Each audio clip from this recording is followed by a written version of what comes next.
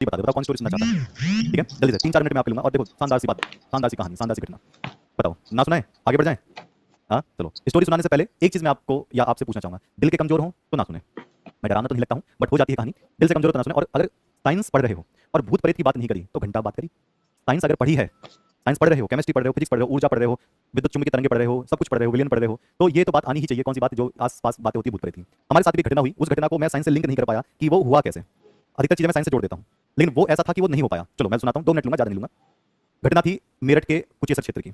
जो हमारे सबके चहीते आरडब्ल्यू के सितारे नवीन शर्मा सर हैं, वो मेरे बचपन के दोस्त हैं। हम दोनों साथ साथ पढ़े थे 6th क्लास से। तो 12th के बाद, 12वीं के बाद मैंने एक कोचिंग सेंटर बनाया था। कोचिंग सेंटर में मैं बच्चों को पढ़ा रहा था। मैं शुरू से शौक था, मैं 11वीं-12वीं से पढ़ाना शुरू कर दिया था। केमिस्ट्री पढ़ाता था। भगवान की दुआ से अच्छा चला कोचिंग सेंटर। मैंने एक नई बाइक ली, हीरो पैशन। वो नई बाइक थी मेरे पास।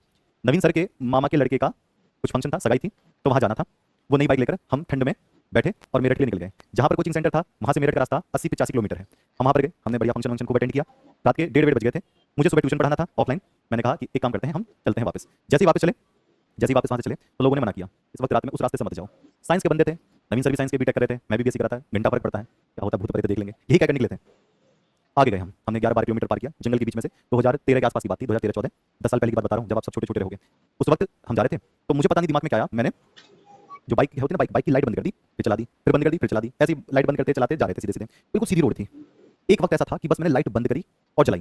सामने से 2 लोग, मैं देख रहा हूँ लाइट में, कुछ सामने नहीं था, बस लाइट मैंने बंद करी और जलाई। सामने से 2 लोग, एक छोटी सी बाइक जो बिक्की होती है ना, उस पर हमारी साइड से बहुत तेजी से निकल कर गए और बहुत तेज चिल्लाते हुए। कान में आवाज ऐसी पड़ी कि कान सुन हो गए हमारे, मेरे भी और नवीन सर के भी, बहुत तेज।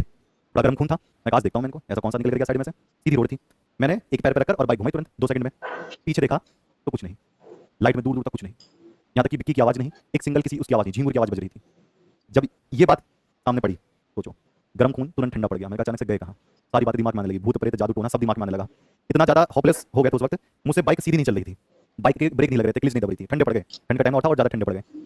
नहीं मानोगे, 90-95 की स्पीड से वो पैसन जितनी जा सकती थी उतनी वहां मेरठ से लेकर हापुड़ तक भगाई है। अब ये होता है साइंस वाले बच्चों का डर, हम नहीं मानते थे, लेकिन ये घटना अभी तक सुलझ नहीं पाई कि था क्या।